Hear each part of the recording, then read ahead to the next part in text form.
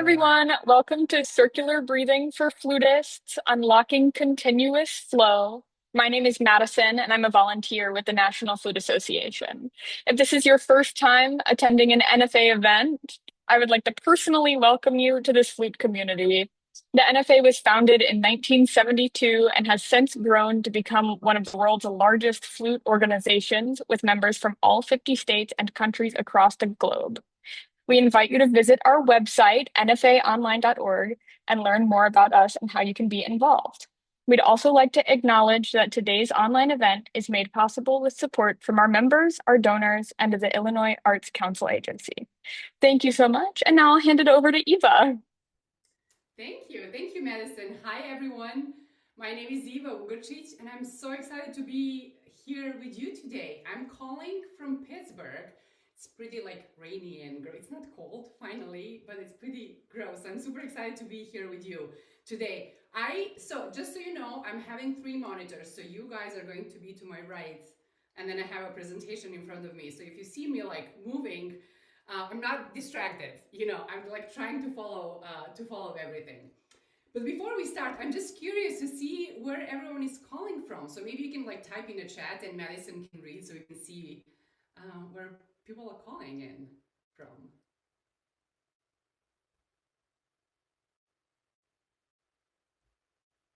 We have people from India and the UK, Serbia. We got some from Florida, Texas, New Jersey, Illinois, Slovenia, Oregon, Chicago, Michigan. We seem to be all over the place. Yeah. Ukraine, Maryland. Amazing. Oh my goodness, amazing. Well, thank you all so much. I know for some of you from Europe, this is pretty late, so I really appreciate you being here. Okay, I think should we start? So I have a presentation for you, so you will be seeing my slides. I will, in between certain sections, I will ask if there are questions, and Madison can read through, but I'm also planning on leaving a couple of Q&A, minutes for Q&As at the end. So if you have any questions, we can discuss it then. So, okay, let's start. Let me just queue up my presentation and let me know if you have problems seeing it. Can you see this okay? Perfect. Yes. Awesome. Great. So again, my name is Eva Ugrčić, and I'm super excited to be here with you today. I'm a professional flutist. I work at the university. I teach at the university. I'm also an entrepreneur. I run my own nonprofit and chamber music and a lot of different things. Doing circular breathing, actually doing this workshop and masterclass on circular breathing is really one of my passions. I'm so excited for this with you today. Usually I do this in person, so I can be there really close to you and see exactly what's happening when you're trying to do it, to do the circular breathing. But I'm gonna make this work via Zoom as well. I have also a quick question, who has never even tried doing a circular breathing? How many of you? Okay. Great. Madison, do you have an estimate? Very many. Very many. Okay, great. How many of you are actually doing a circular breathing and is here just to compare notes? Also a pretty good number. Awesome. That's amazing. And how many of you had tried it, worked on it, but you're stuck? You cannot pass a certain level.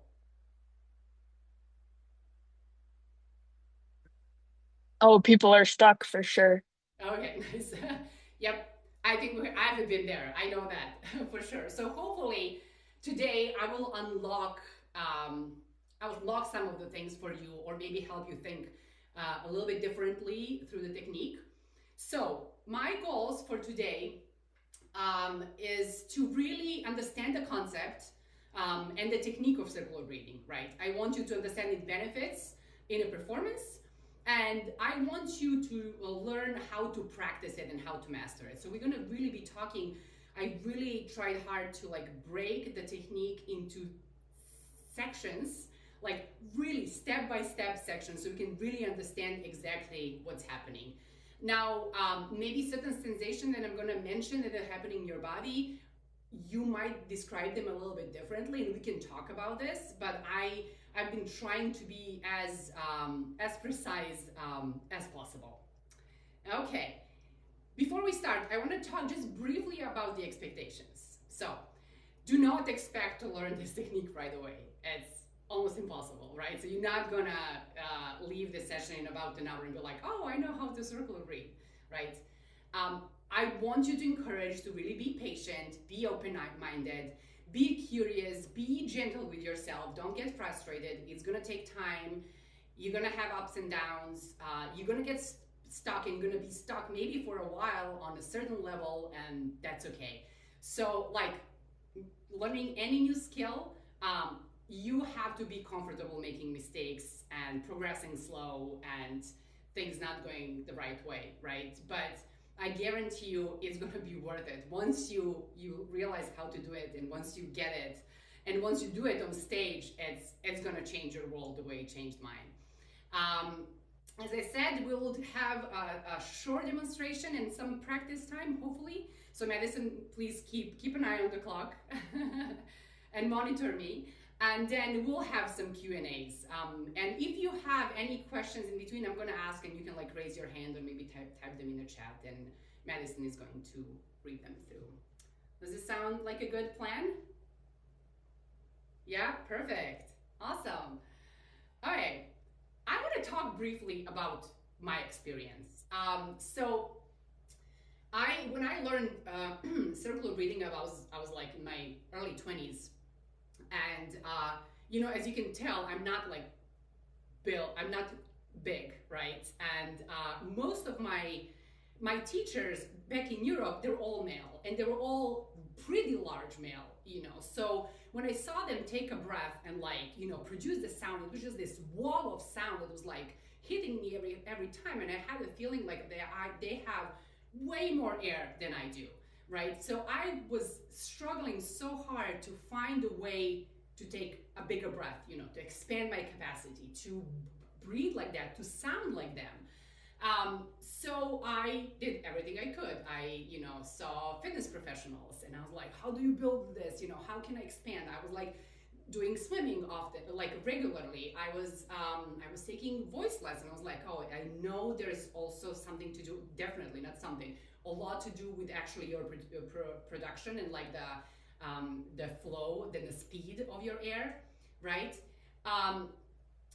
And then, you know, I really started researching the anatomy, and it is proven that unfortunately women have a little bit less air than men, but you know, we sound as powerful as anyone. But I still wanted that. I still wanted that power. I didn't want to be stressed about when to take breath and how long I can hold it and all of that. So when I moved to Paris for my master's degree, so I did my undergrad in Belgrade, I moved to Paris for my master's degree.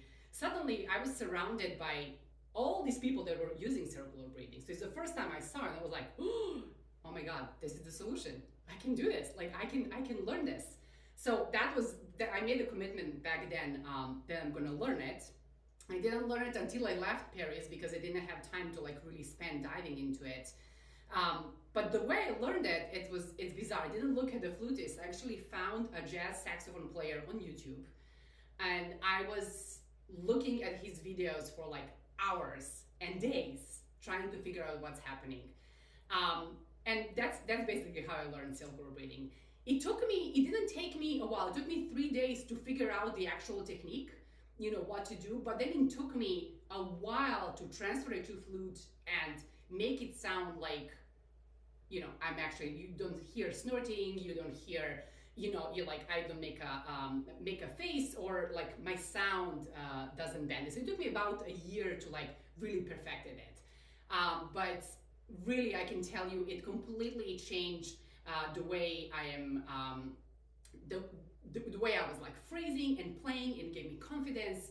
it was amazing. And since then, I made many mistakes, and I'm going to talk about this. One of them being using circle breathing all the time, because I was like so proud that I know it. So don't do it. But I'm going to talk more about this. So what is circular breathing? I'm sure we all of you know, but I think it's always good to have like a definition, right? A circular breathing is a breathing technique to produce a continuous tone without interruption. It is an advanced technique that can significantly enhance a flutist's playing, allowing for greater musical expression, endurance, and technical ability. So when I was talking about my experience, I remember the very first piece that I played and that showed me the power of circular breathing was actually, let me play. I'm pretty sure you all knew this. I'm gonna exaggerate. I'm really gonna exaggerate what I'm doing, but I want to show you just how much you can play actually with things.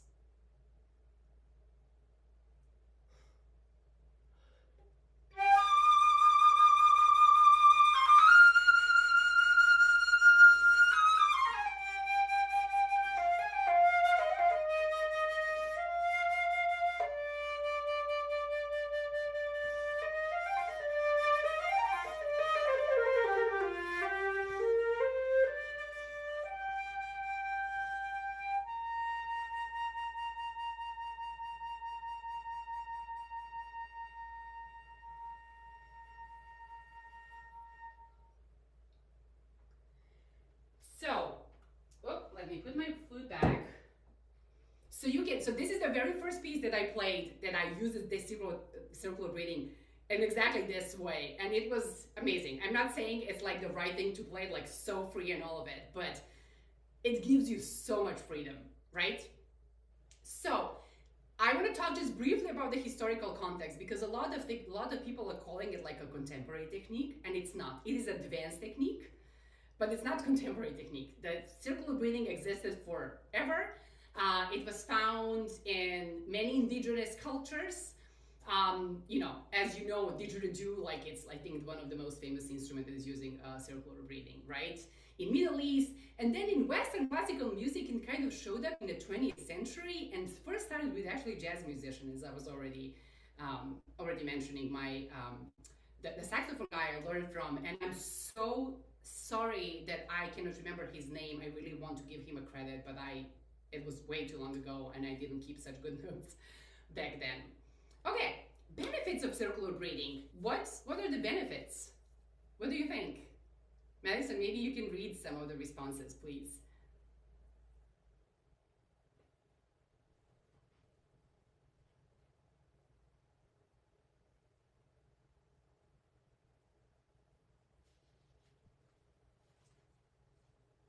You never have to pause to take a breath, making it through longer phrases. Absolutely.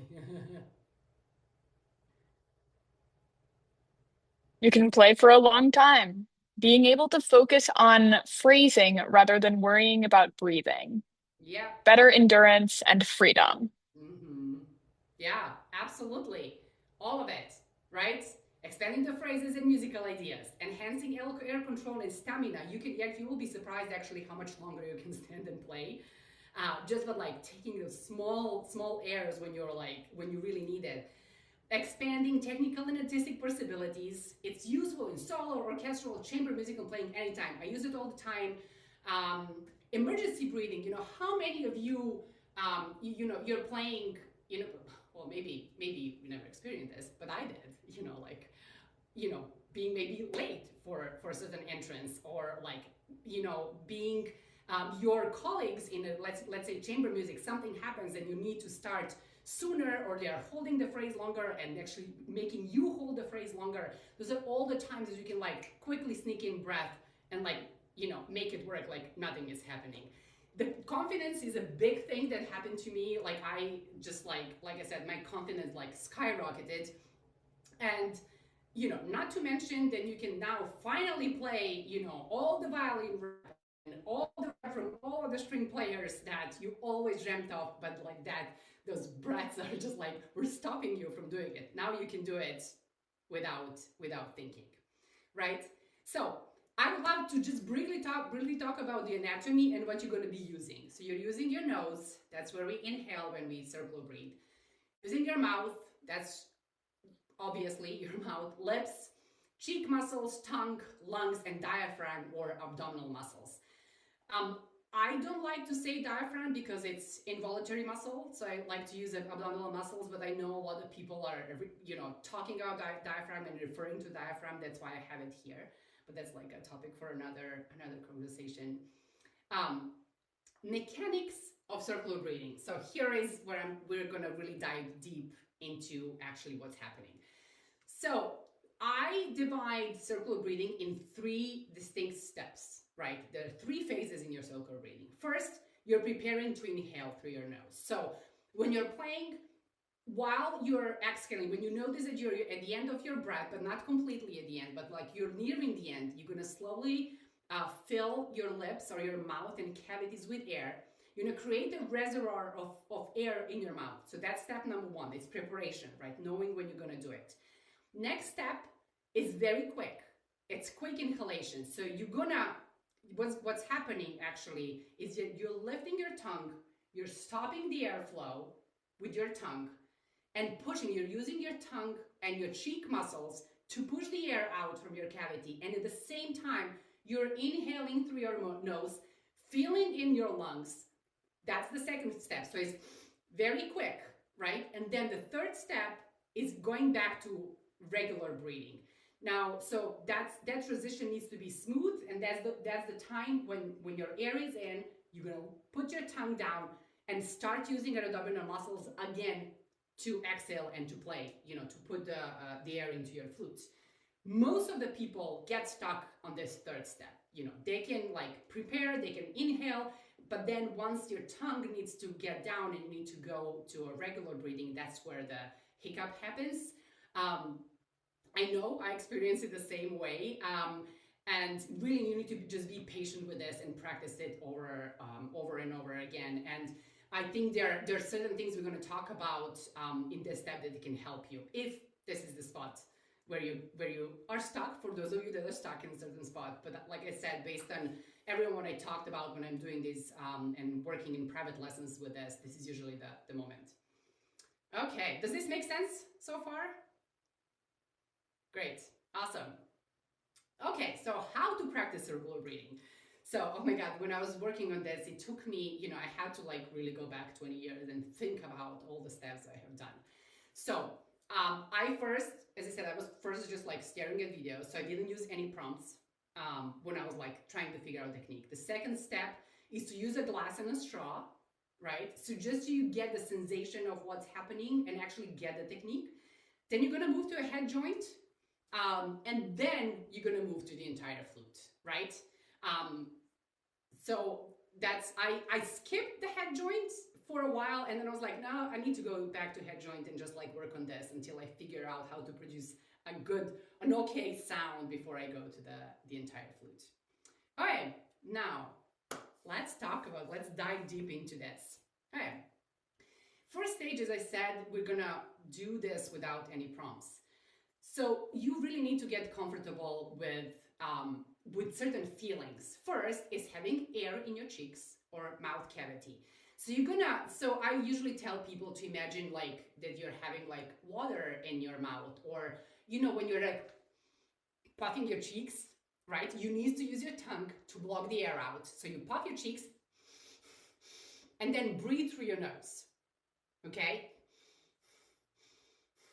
Now, I just have to say, when you're doing actual circular breathing, you're not going to puff your cheeks like this because you're going to never be able to produce a good sound on a flute, right?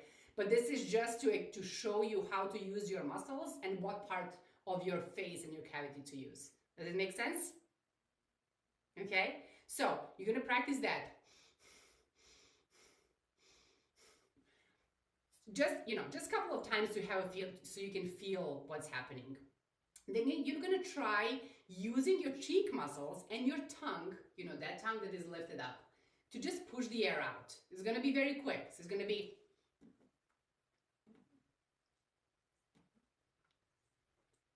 Can you try just that? Does it make sense?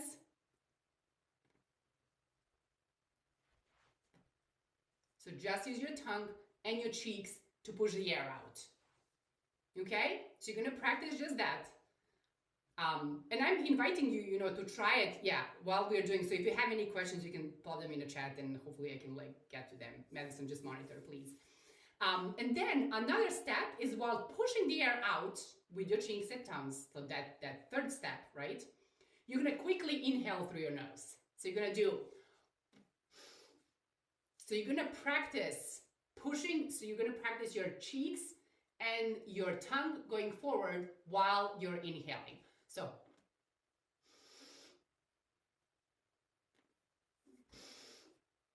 make sense?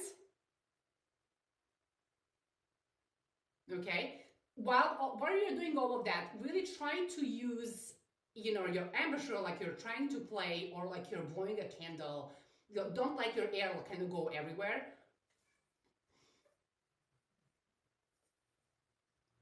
If blowing your cheeks is too confusing for you, I want to tell you right now that, this is not what we're doing. What I do when I circular breathe, I'm like a chipmunk, I would store a little bit of air here. So I'm basically opening the cavity, I'm pushing the air, I'm opening my soft palate, and that's where I'm storing my air. So I'm just gonna do very little. So I'm not gonna touch the upper part of my face. Is going to stay stable and pretty firm, because as we know, the air and the part of the upper lip is what controls your embouchure and your sound and the angle, right? So you don't want to disturb that, right? So the only place where air can go is like your soft palate and a little bit on the lower side of your face, down. Make sense? So when you're practicing, try to be very, very conscious of it. Any questions in this phase? Yes. Do you take the nose intake at an articulation point in the music? So I would suggest you do it when you're playing all legato, right? So in long notes, we're gonna talk about that. You can circular breathe when you're double tonguing, but that's, if the circular breathing technique is here, this one is like up way here. So when you're starting to learn circular breathing, do it only in legato spots, okay? And you can use it when it's articulated. Like you can use your tongue and then do it, right? But it's harder. So I would really suggest doing it in longer notes, or when you have fast passages, when you have trills. And we're going to talk about this at the very end of the presentation, like the best spots to do that. Make sense? Okay, great. All right, now you're all feeling comfortable about, kind of what's happening in your face. And I know as musicians, we are very aware of our bodies, right? And of sensations. So this is even going on a more granular level, right? So you need to feel every part of yours. So as we know, our head is our resonant box and our chest. So that's exactly what we're using to circular breathe. Okay. A lot of people, I just want to point this out here, a lot of people ask me what to do with their tongue. And if you're questioning that, you see I have the yellow arrow is actually where the air goes. The black arrow is how your tongue should go. So if this is your soft palate and this is your tongue, right? You're going to lift the back side. So this is where we're blowing air. You're going to lift the back side of your tongue to block the air in your lungs. So as we know, there are two tubes. There is one tube that goes from your nose and one tube that goes from your mouth, and they're meeting right here. So basically you're blocking the mouth tube so you can inhale through your nose. Does it make sense? So that's why we're using the back side of our mouth. Okay? I know there's a lot of people always asking like, wait a second, what do I do with my tongue? So don't do it up in front. Not where you articulate, back. Maybe you can think about when you're doing double tonguing, KK sound. So that's part of the tongue that needs to go up, okay? For circular breathing. Okay, so let's recap our steps, okay? So you're playing, so this is what's happening. You're playing, you're exhaling. Towards the end of your exhale, or when you feel a need, or when you need more that push, you're gonna expand your mouth cavity. You're gonna start thinking about storing that air, right? Then you're gonna lift your tongue. You're gonna block the air path, that second one that we were talking about in your throat. You're gonna block it. At the same time, your tongue and cheeks are going to start pushing the air out. And then you're gonna, next step is step 4, you're gonna start inhaling the air at the same time, right? Usually these should be kind of, they should happen simultaneously. A lot of people, when they start practicing circular breathing, would like inhale too fast or too slow, or exhale the air, or push the air with your tongue and your cheeks too fast or too slow. So they're not synchronized. They have to be absolutely synchronized, okay? And then the last step is get your tongue down to a natural position and continue exhaling the air through your, through your lungs using the abdominal muscles. Make sense? Are we good? Any questions about these steps? Oh my God, I know. There's one question. How to continuously move the tongue, breath, and blow all at the same time? Breath. Okay. So imagine that your tongue that you're lifting serves like a block, right? So that's going to start pushing your air out. That and slight usage of your muscles in your cheeks is what's pushing the air out. That a little bit of air. So I'm talking about millisecond. I'm not talking about 5 seconds, inhale and like 5 seconds. You don't have that much air in your mouth. It's going to be very, very quick, maybe a second. If you want to do it really slow and you're like in a slow movement and you don't want that transition to be too jerky. So you want to do it really slow. At the same time, the air is going in. So while this is happening, your abdominal muscles are not pushing the air out. So you're not pushing the air from your lungs, but your core and your body is active, waiting for that split second for your tongue to go down. So basically you should start pushing the air out like milliseconds before you start pushing your tongue down. Does it make sense? But this, when you do this technique, it's really like a second. So I know it sounds like, oh my God, this is like so many steps, but it's actually very, very natural. Once you start getting the feeling of what's happening in your mouth, it's gonna, all of what I'm saying is going to make sense. Okay? Did I answer your question?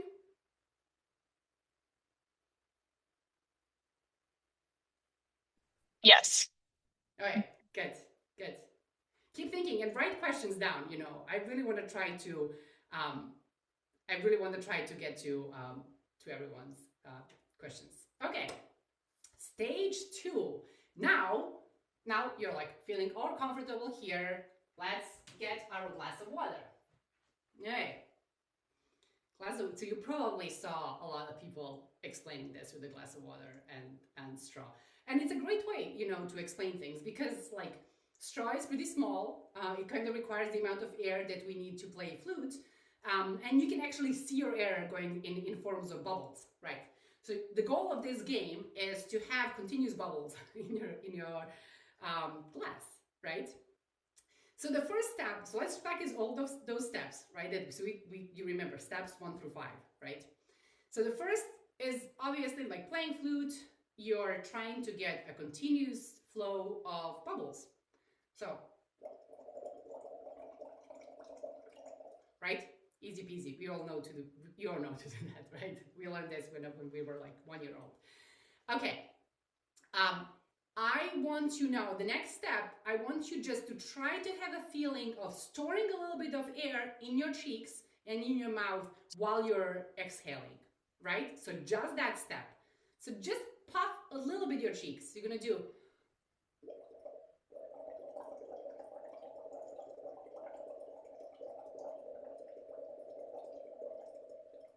Do you see my cheeks moving, or should they be showing you bigger moves?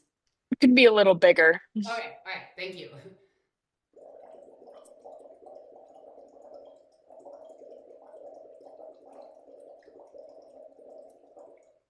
So try to hold a very steady airflow, very steady airflow while you're expanding your cheeks.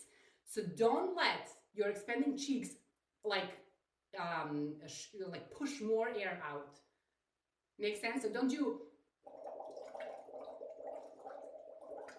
right? So don't push more air out. It's not that. It's just expanding a little bit while your air is the same speed, right? Make sense? All right. So now we're gonna work on just pushing the air out with our cheeks and tongue. So basically what I need from you is like, you can, if it feels uncomfortable, if you're like, oh my God, I have so much hair, get all the air out of your lungs. Just store a little bit in your cheeks. This is going to be a split second. I just want this. So block your tongue, block your airflow from your throat with your tongue. Store a little bit of air and push it out with your cheeks and your tongue. Just that. So don't use abdominal muscles. You're not, don't try to create a long, steady stream or bubbles. I need just that second. So this is just to practice your muscles in your tongue, okay?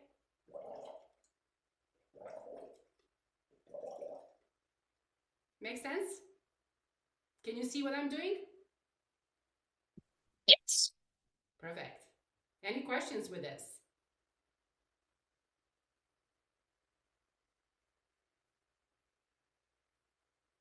Okay, so let's go to the next step. So if you see in parentheses, I wrote 0 to 3. That means all 3 steps. So we're gonna do those 2 phases of circular breathing. So you're gonna play flute. You're gonna exhale.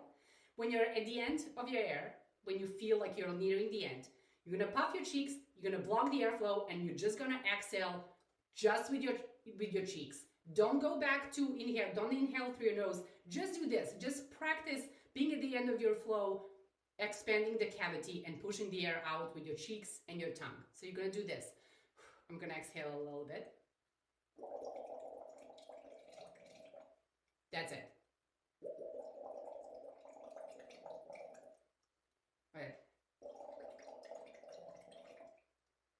Make sense?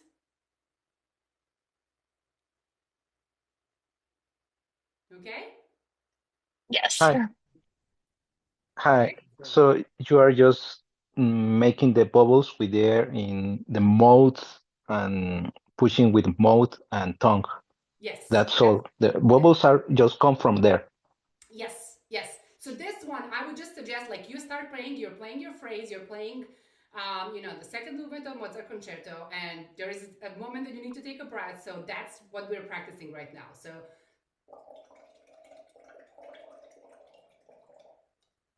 when I show with my hand, that's the moment that I'm signaling you. I stopped exhaling from my lungs, from my abdominal, stop pushing with the abdominal muscles. I lift the tongue out and I'm pushing the air out. Okay? So I'm playing.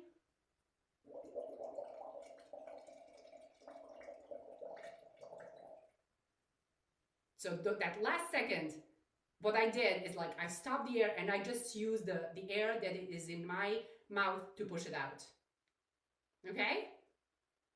And now, next step, 3 and 4, now is where the fun starts.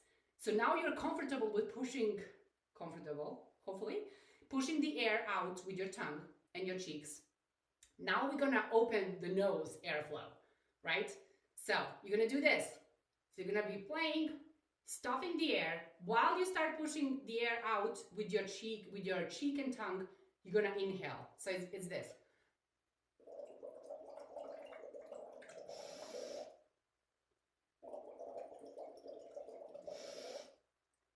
Can you hear me inhaling? I'm trying to be really loud.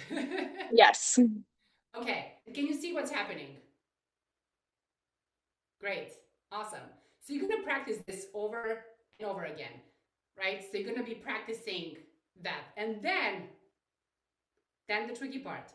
Now we have to put the tongue down and go back to breathing. So basically you get the continuous flow.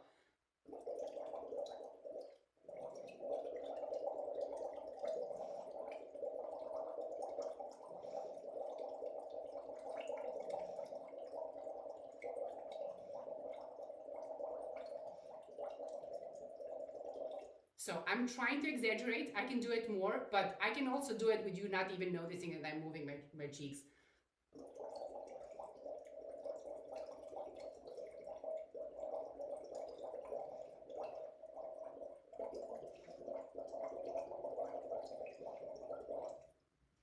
Can you see it? Can you see my nose just slightly opening and closing? Yes. Awesome. Any questions here? Probably a lot of questions.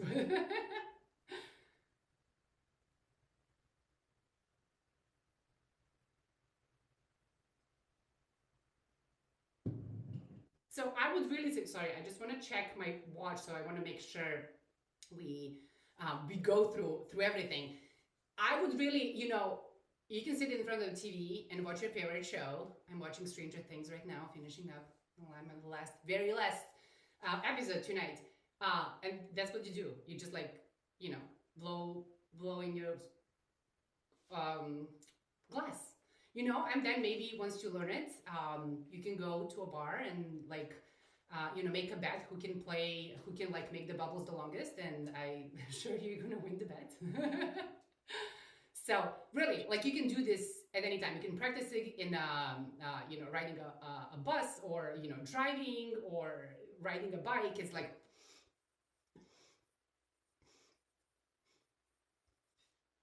it's like, this is, you don't even need to think about that. Like, eventually you just need to, like, at the beginning, like, to feel a little bit your body, and then it's gonna be natural. Okay, let's move to stage 3 now. Let's do with a head joint. Ooh. Getting closer, getting closer. Okay, so basically what you're gonna do with a head joint is everything you have done with the glass. So now it's going to be trickier, because, as we know, we don't use all of the air that is in our body to produce the sound, right? That's what I think for other wind players is easier to do this. Brass players have a different problem, because they have to keep that big pressure in your mouth. We don't have to do it, but again, I think the slight changes in air like destroys our sound, so we really need to be careful with this.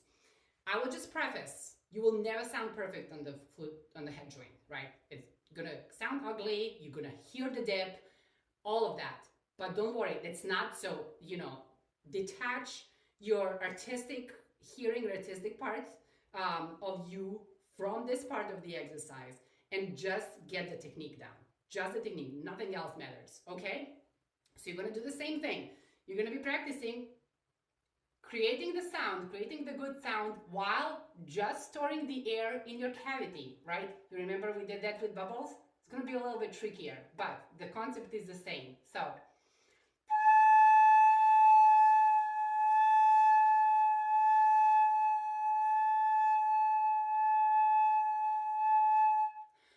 now, when I exaggerate, when I really puff my cheeks,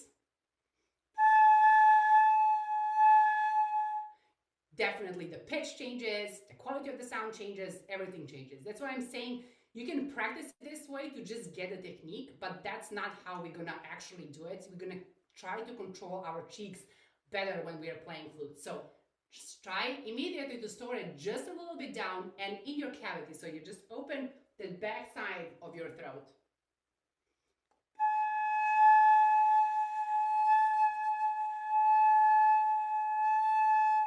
Right? You can still hear, okay? Now, second step, you remember? Let's just try to use our cheeks and our tongue to push the air out. This is going to be split second again.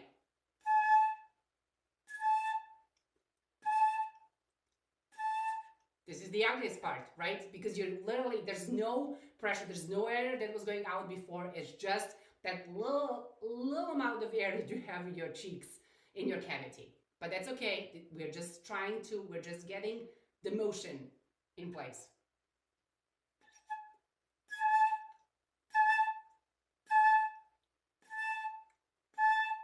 Okay? Now let's try to connect this, like, playing a nice phrase, blocking the air and pushing the air out. And you're gonna hear exactly at the very end of my tone when I lift the tongue.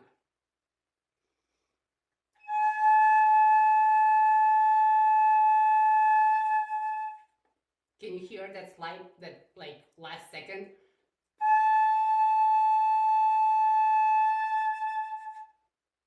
Yeah? All right. So that's it. Now, the third step is going to be the same thing, just when you're pushing this out, you're inhaling, okay?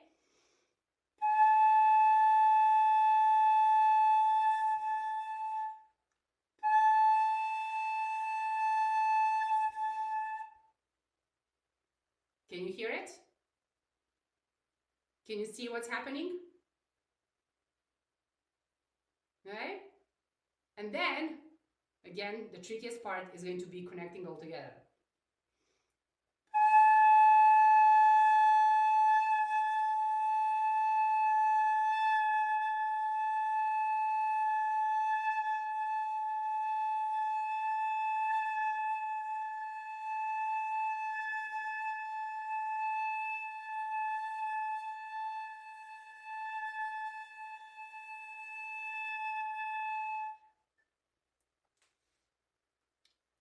Questions? I'm so sorry I'm not there with you to hear you and like to, to see what's happening. But so I will have to rely on your questions and, observations of your own body.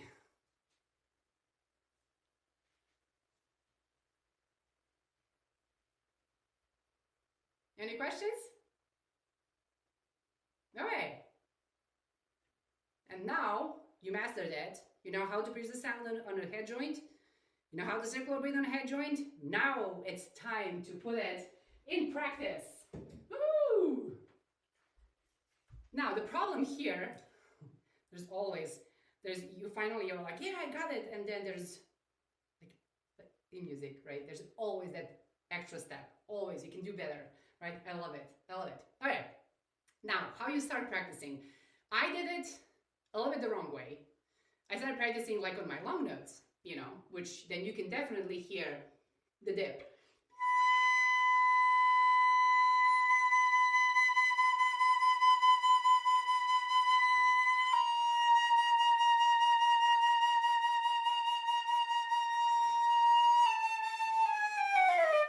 Okay?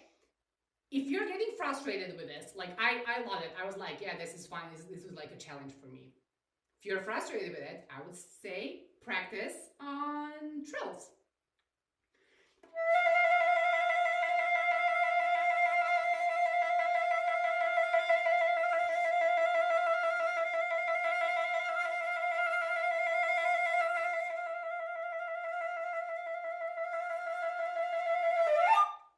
Make sense? All right, any trill. Like you can, go through the chromatic scale and do that. Then once that is done, then maybe you can do it on scale. So I'm still, like my warm-up is going through the cycle of fifths, like all the major, all the minor scales in legato with the circle of breathing.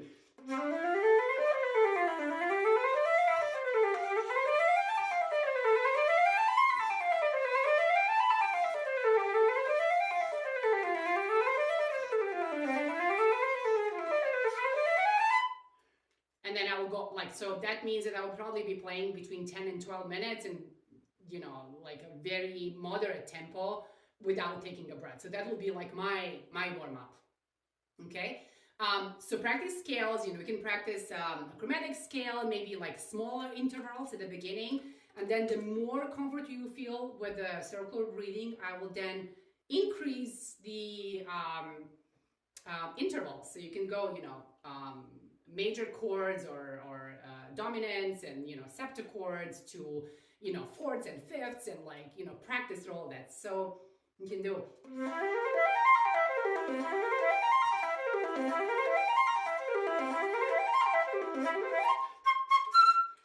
you can do that.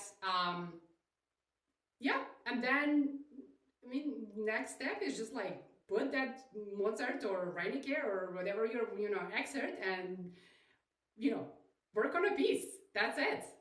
That's it. Again, it's not going to be perfect at the beginning.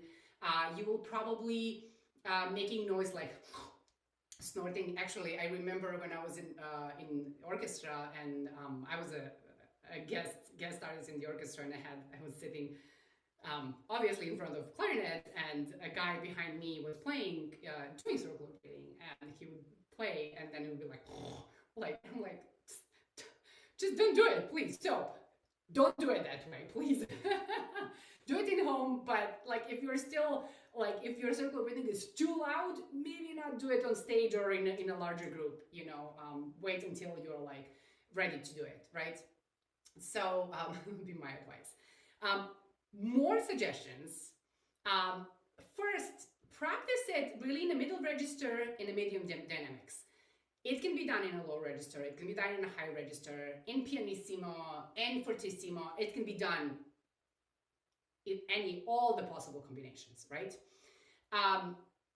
But practice in a medium, like whatever is actually register, more comfortable for you, medium dynamics.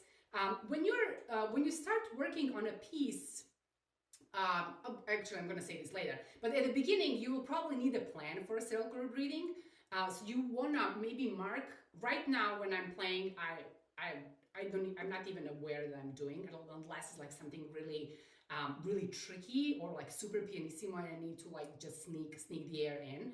Otherwise I'm not thinking about this. But at the beginning, I had to plan it ahead of time. I was like, okay, I know I want to play this phrase. I know this is kind of the moment where I lose the air. So I need to find the right spot for me at that time to take a breath. And you can totally use this. I use the piggy nose. That's how I marked in my scores. This is how I marked it. Your circular breathing right here. So I will practice working on a piece with my circular breathing mark, you know, to get comfortable. Once you start doing that, you will probably notice that you are doing circular breathing almost at the same time, like not at the same time, but like very similar areas. So it can be like you're always doing it on the trill, or you're always doing it when you're going down, or this specific dynamic, or this specific register. If you notice that, try to break the habits. Try to go rogue. Do it in a different way. Don't pigeonhole yourself in just one way, on one spot doing it. Like do it, you know, practice it in all possible positions and registers and styles, musical styles and eras and like, you know. So practice daily until you learn the technique, and then it's going to be like riding a bike. There's no way you're going to be like, oh my god, like 3 years from now if you don't use it you're like, oh, I forgot how to do it. That doesn't exist. Okay. Another question I always get is like, if there's someone who cannot do it, I don't think so. Like if you can play flute, there's no way you can do it. It's a little bit harder though if you have a cold and your nose is stuffy, and then it's like really hard to do it.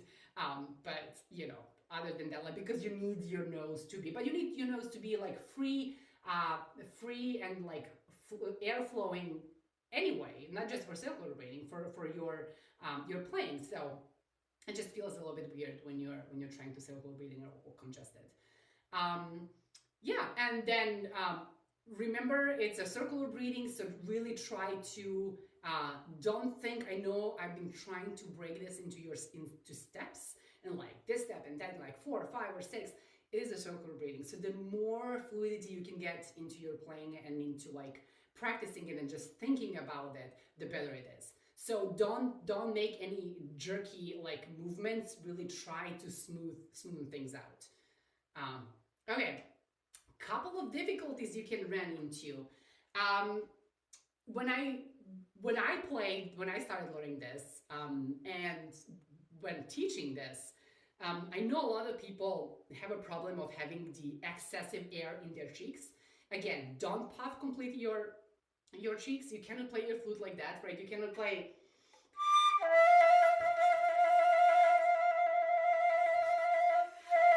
You cannot open your cheeks too much.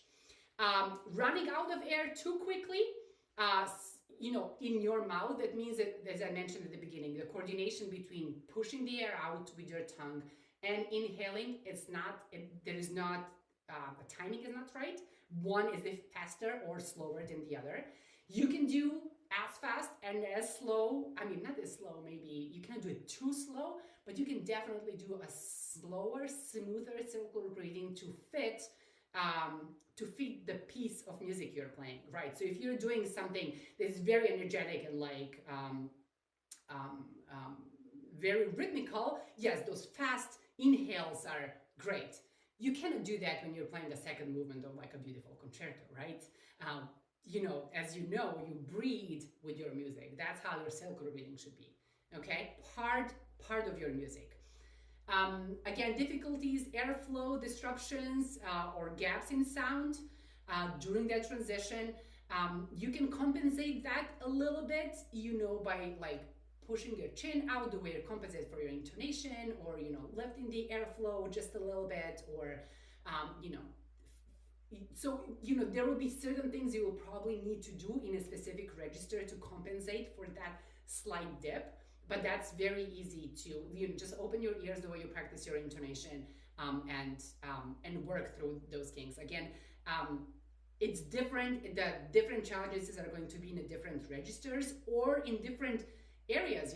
It's one thing is going like into like continuous like a scale like legato versus like having like over an octave jump where you need to do a circular breathing, right? So those are different challenges. Some people experience, I never experienced this, but there is a tension in or fatigue in muscles of the face, cheek, neck. Again, like with flute playing, don't be tense. You're nothing going to accomplish with this. Like try to be as loose as possible and just be aware. Like if you're meditating, that feeling. Like let your thoughts come in, observe them, and let them go. It's the same with practicing this technique. The tone quality drops while you're using this technique. I just mentioned this. There will be certain things that you need to adapt. Your inhale is too loud. I mentioned this as well, like snorting. So try not to do this. This usually happens when your face is tense. But when your face is tense, then your sound also becomes tense, right? You know exactly when your sound changes when you like start putting too much pressure in your cheeks. So open, remember this is just resonant box, right? As open, as fluid as possible. And this overusing technique in the wrong context, I'm totally guilty of it. I was so proud of myself when I started doing it like 20 years ago that I was using it everywhere. It was like, oh my God, this is like absolutely not musical at this point, stop doing it. So now I learned my lesson, and I'm, like I said, I'm not planning. I love to breathe when the music requires the breathing. And I really use the circular breathing so I can just like shape the phrase the way I want. I can take that extra time, I can, in emergency, like when you're playing a concert or you're doing an audition, right, your nerves are running, your heart is pounding, right? Usually experience shortness of breath. This is the key, is the circular breathing. You can do it, and it's gonna help you in these moments. Okay? Okay, I think, ta-da! I think this is it. Let me see. 5 minutes to spare for questions. There are several. So there are some people who are still struggling with blowing out of their mouth and inhaling at the same time. And there are some people who kind of had it on the straw, but are now struggling on the head joint. Yeah. So probably if you manage to do it on your straw and not on the head joint, it's probably you are distorting too much of your of the embouchure in order to do it. So as we know, flute is very gentle and delicate. So any changes in your embouchure is going to change the sound. So don't do like this cute boy is doing here. That's not how we're gonna circle. It's like the picture was so cute not to put it up. So don't put too much air. Like remember, we are not storing the air for you to play the entire phrase with air that is just in your cheeks. It's just that split second that you need to quickly inhale, right? So it's gonna be very, very, very little. Okay? So don't expand too much your mouth. Don't open your aperture. Keep it consistent, the same. and just lift your tongue, and that extra air that is there, just like push it a little bit. You know, you can move your jaw. I'm very hesitant to say this. Some people tend to do it too much and then completely lose the angle for the air. But it helps me sometimes. It depends where I'm playing, but like to push slightly my jaw up in front, like a drawer, in order to get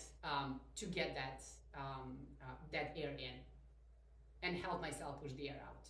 Does it make sense? Unfortunately, you know, there is no magic bullet here. If you're doing it on your straw and you know how to do it, you will figure it out on your foot. It just takes time. You just need to sit there, again, watch your favorite show, or, you know, that's basically what you can do, especially when you have food in your hands, and just practice it. You know, that's what I was doing until one moment I did it and I was like, wait a second, I did it. Now I need to go back and figure out how that actually happened. But like once you have that sensation of how it works, you know, that a completely new world is going to be to open up for you. And the first question was, sorry, how to. Sorry. Some people are still struggling to inhale while blowing out of their mouths. Practice just that. Practice just that part. Just that part of like pushing the air out with your mouth and inhaling. Just that.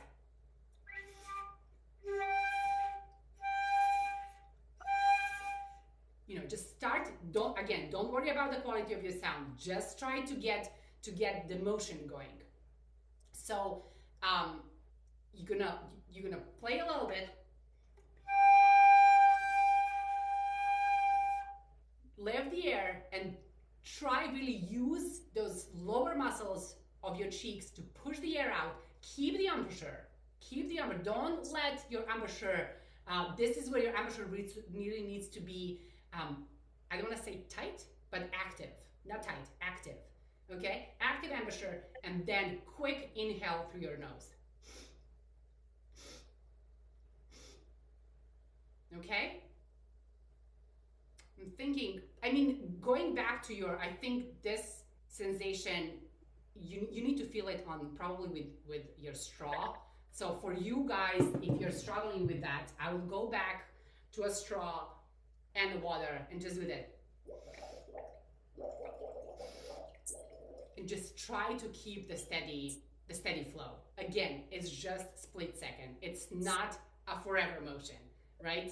So you definitely have enough air there. You just need to push it fast and hard and inhale through your nose. I mean, I hate that I say, oh, just, I know it's frustrating. Did I answer your question? Your questions?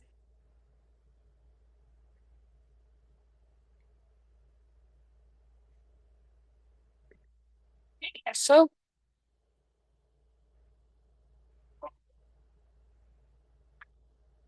one question, can we get a copy of the slides? Sure. Yeah, please reach out to me. Here's my email. Reach out to me. You know, I do work with my students. I give, you know, lessons and like coachings on circular breathing specifically. So, you know, I can help you with that. But reach out to me and ask, you know, just say, hey, I was like part of this. Can you please send me the slides? And I'll be happy to do so. And this video will be posted on YouTube. The video of this Zoom. Yeah. Okay. I think we might have time for one more question. Yeah. We have a question. How is circular breathing done while double tonguing, like in the Mendelssohn Scherzo solo? Oh. I don't think I would do it there. I think it's possible to do it without the circular breathing. It is because your articulation is not going to be as precise. You kind of have to fake it a little bit when you're circular breathing, when you're double tonguing. But it is possible. I would say, because at least for me, when I'm playing, like when I play double tonguing or anything articulated, I'm using slightly less air so I can like play it longer, right? So it's like, again, it's very that's a complicated part. So if you're not familiar how to do circular breathing uh, with while you're doing like legato, um, I don't know, you should be worrying about the staccato parts. But there is definitely a way you're instead of like while you're tonguing, you're like that while you're articulating, you're pushing the air out, but it should be like very, very fast.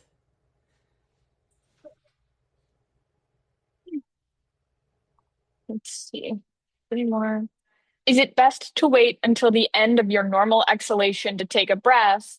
Or if you know you'll need more air, is it easier to take it while you still have air left? Oh, excellent question. I'm so glad you asked that because that's very important. And I'm sorry I didn't mention this. I if you're already dying and you're like, oh my god, it's possible. Of course, it's possible to circular breathe, but that the people might notice, you might lose the sound. I would anticipate that.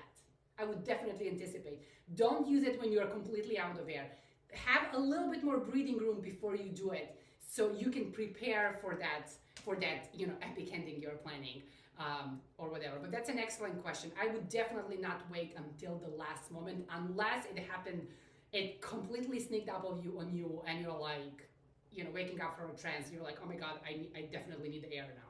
So of course do it, but if you can help it, don't do it at the end of your at the end of your air, at the complete end of your air. Make sense? That's an awesome question. I love it. And then one more. How do you deal with saliva buildup? Oh, that's hard. That's hard. If that like eventually with practice you're gonna have less saliva, right? You will be able to like control that better. um like I would, if that happens, you definitely need to take a breath, or stop, like swallow it, take a breath, or at least open your mouth, so the saliva can go where it needs to go. But it's definitely it can happen. It was happening to me a lot at the beginning. It was happening when I was pushing too much my lips and my cheeks, actually my jaw forward, and sometimes saliva would come and disturb the sound, right? So that's what I'm saying. Don't be too frontal. Like, think more about your cavity. Open more on the backside of your throat, because that's also where how you should make the beautiful sound, right? Not where your teeth are, but it's like all the way back. But if it happens, then you need to stop and swallow, or open your mouth and like uh, clean up. But I don't know if that answers your question, but like, try not to think too much in front of your mouth for it. And if you're playing like for a really extended period of time, like it happens to me sometimes when I'm playing, as I said at the beginning, when I'm playing scales for like 10 or 15 minutes without the breath, that's definitely when it starts happening. But I there's not even one piece of music I can imagine that you're going to be playing for 10 minutes like nonstop, even 5 minutes, even like, I don't know, 3 minutes. So I wouldn't worry that much about that. But if it happens to you often, that's a different problem. And if it's happening to you while you're not circular breathing, it's probably going to start happening when you're circular breathing. So um, yeah, I would love, whoever it is, I would love to see exactly what's happening, because probably there's like an extra movement that is leading to that. Does it make sense? All right, everyone, we are out of time, but thank you so much to Eva, and thank you to everyone who attended today's online event. A recording of this event will be published on the NFA YouTube channel later this week. Our next event is on March 8th. It's called Making Waves with Carl Reineke's Undine Sonata with Anne Weber. To learn more about us, visit our website at nfaonline.org or follow us at NFA Flute on social media. Thank you again. So, quick question before you leave. Was this helpful? Awesome. A lot of people say yes. Awesome. Yeah, if you have any questions or anything, reach out to me. I'm here for you. Can Yeah. can I can I can I ask one quick question? Is that possible? Okay. Sure, sure. I guess the biggest trick, if you want to put it that way, is I absolutely love what you've been telling. Um,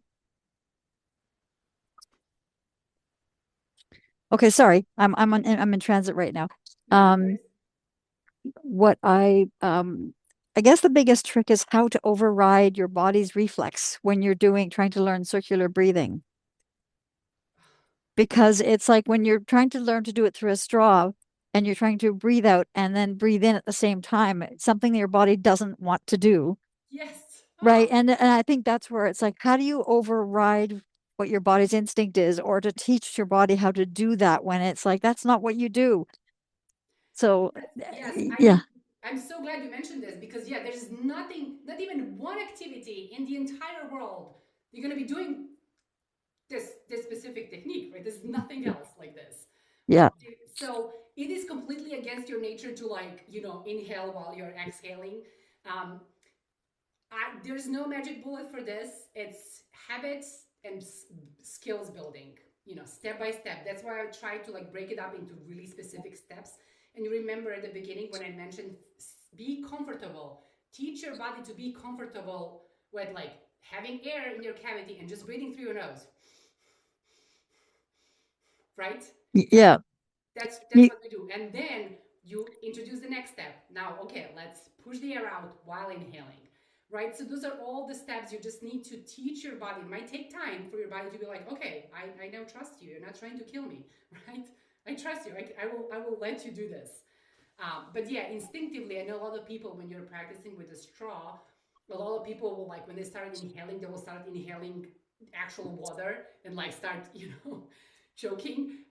So I mean, not really choking, but you're gonna inhale the air that the water that you didn't plan on. So just be patient and do it really step by step. Don't try to jump steps. Don't try to like immediately go to fluid like, oh, I'm gonna try circular breathe. Be very patient. Give yourself a full year. A full year. I know the Patrick Gallois, I don't know if you know him, he's like a famous French flutist. He has a class at the conservatory in Paris that he's teaching circular breathing for a full year. That's the whole point of his class. Learn yeah. this for a full year. So be patient. So I guess you sort of put yourself in the category of an Olympic athlete. Like right now, I've been following the Olympics in Italy, and it's incredible what they've been doing. And as a flute player, we are a lot like an Olympic athlete, even if we're not necessarily being timed and trying to win a gold medal for that. But what we're doing is very cardio, Yes. and that's not something the body wants to do. But it's the thing of saying, okay, just trust me to do this, and we're going to learn something completely against your nature, but brand new. Yes. I mean, we're not even trained to jump at 3,000 feet in the air and do a somersault. Right. So, yeah, I mean, yeah, I must say, you make it look incredibly easy because I've tried for years and then gave up and tried again, gave up. I'm like, oh my God, she just makes it look like it's second nature. It is like once you learn it, it is like a second nature. Like I'm really not thinking about like um when people start I mean I didn't teach this in like forever. I just started teaching recently because I was like, oh my God, I have to go back and like break this down into steps because it is now a second nature, right? So it's Yeah, not if someone would be like, oh, how do you I don't know, how do you walk? Or I cannot even come up with the analogy for this, right? But again, it's a new skill. It's complicated. Give yourself, permission to fail. Give yourself time. Be patient, but just don't give up. Just do it over and yeah, over again. Every time you sit down to watch a movie, have your straw or your head joint and practice. Or even yeah. without it, just like, just make silly faces. You're very inspiring. Thank you. Thank Yep, you. yep. Well, thank you, Eva, and thank you, everyone. Have a wonderful day. Thank you. Thank you, everyone.